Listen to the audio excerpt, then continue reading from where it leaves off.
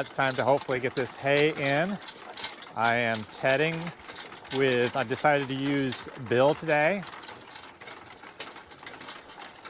I just don't use a single horse that much because I can use a team, and it actually gets 2 horses in shape instead of just 1.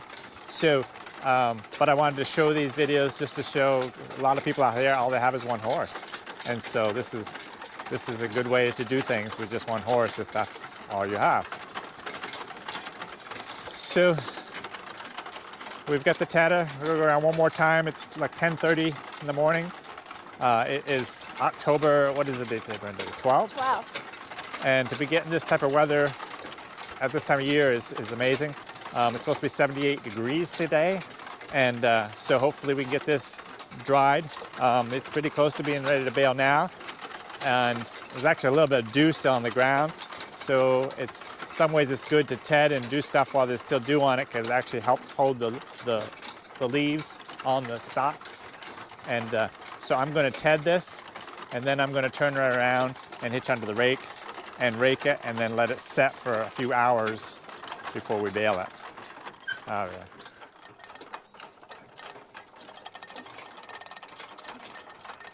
I'll go around one more time. Maybe you could share with everybody about the corner thing that we missed the last video. Okay, ready? Yeah. I actually decided to turn around the last video that we did.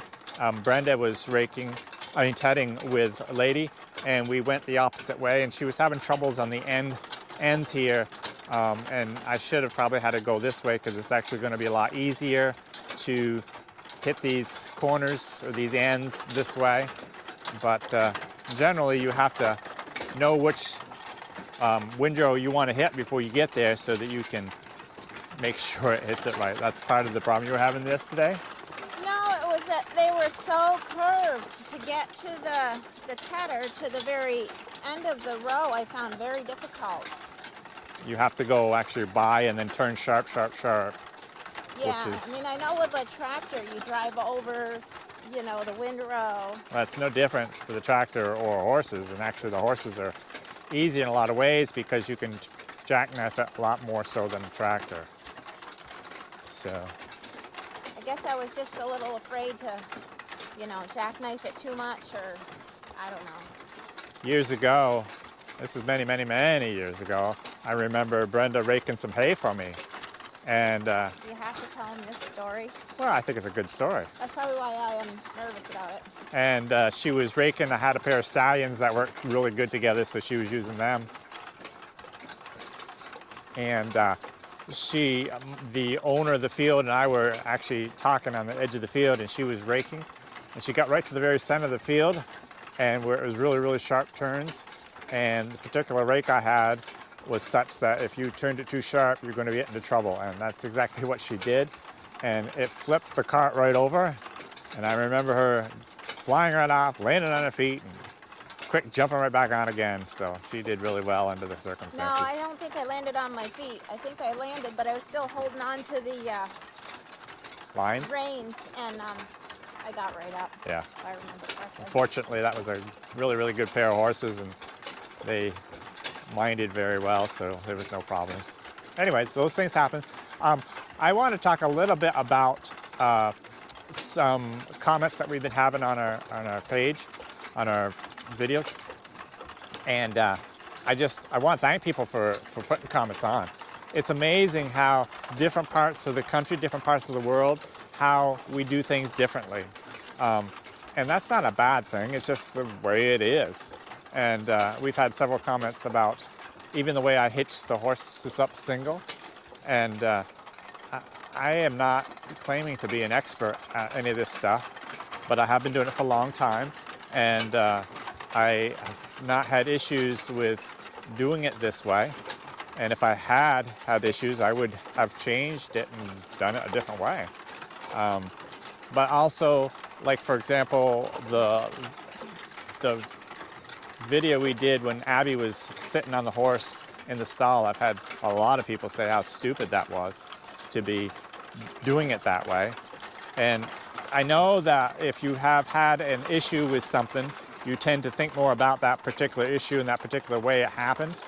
But there's so many things with working horses that are extremely dangerous, and not just working horses, but life in general. And there's times where you do things that are more stupid than other times. But I don't know, I guess all I'm saying is I hope I don't get somebody to do something the way I'm doing it and it doesn't work for them, even though it's always worked for me. And I guess what I'm saying also is you've got to be careful no matter what you do, no matter how you do it. And safety is so important. But just because we do things differently doesn't mean it's the wrong way. And so, but I still appreciate all your comments, even if we have disagreements. If you don't agree with me, that's perfectly fine. But don't feel bad if I don't agree with you with how you're saying is the right way to do it also. So, anyways, was there anything else we need to talk about? Can't think of anything. We do appreciate everybody's comments. Yes, we do. And we do read them all. Oh. Even if we don't always answer them all. Right. Right. We don't always get to it, but we do appreciate them and we do read them. And just to let you know, Brenda actually is the one that answers the comments, but she if there's has any questions or anything, I ask you. Right.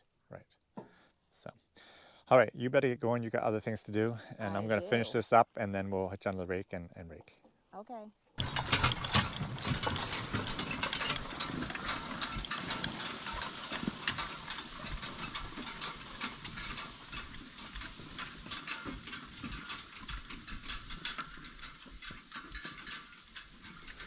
Okay, so here I am raking now with Bill, and I decided to rake my field kind of inside out.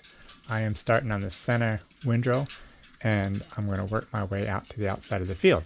Now this particular center windrow is a windrow all by itself, so because of that I raked all the way up through, and then I'm coming back through and then just kind of raking the same windrow just so that the field will come out right, and that worked just fine.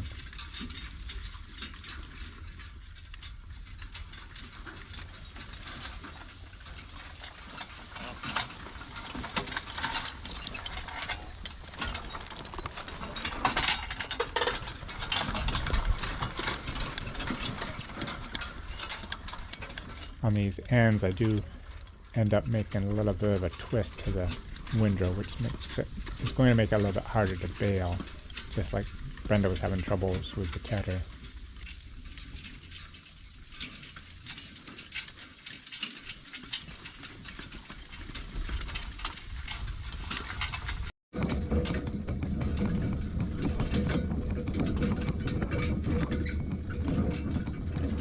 With my windrows being tethered out and being two small windrows kind of put together, on a corner you have to put the horse quite a bit wider than the windrow to make sure that you get all raked up properly. If you cut it too sharp, you'll miss a bunch of the hay. So you see I have the horse way out on the side, and then I'm bringing them in.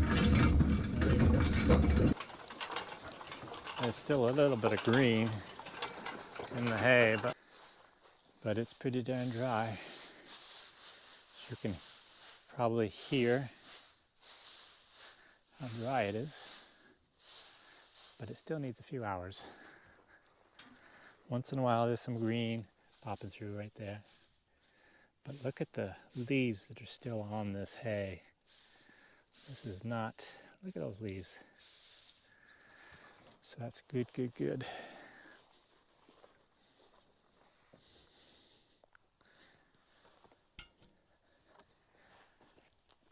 Caps out.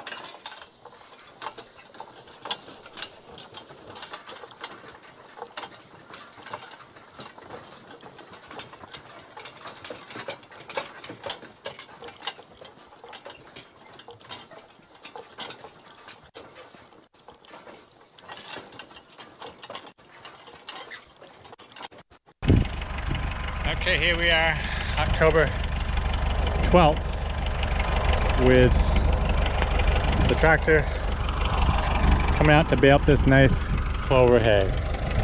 This is some beautiful stuff. don't know if you can hear it, but it sounds good and dry. And I think it is. Lots of leaves on it. Good stuff. Let's bale it up.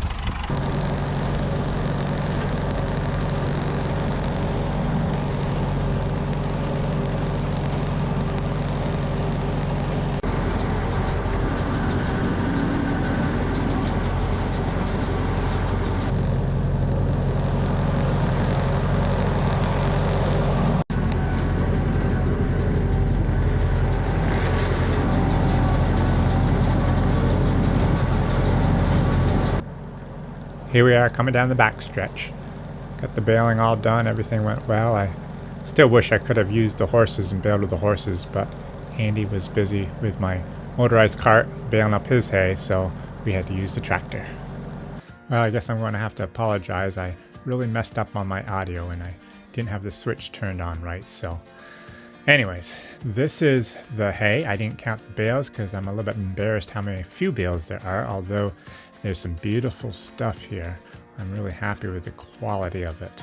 Here's a bale right here that it's just turned out really, really good. It's plenty dry and just really nice stuff.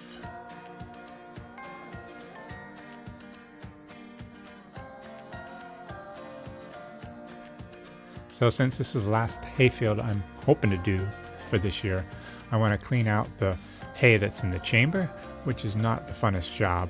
So the first bale I was able to get out all right, but the rest of it I ended up cutting the strings and pulling it out flake by flake to get the hay out of there. As you can see, I still have my microphone on my t-shirt, but I don't know, I just pushed the wrong button or something and it just didn't work for me. So there's a learning curve to this microphone stuff, I can see that, but we'll get it eventually.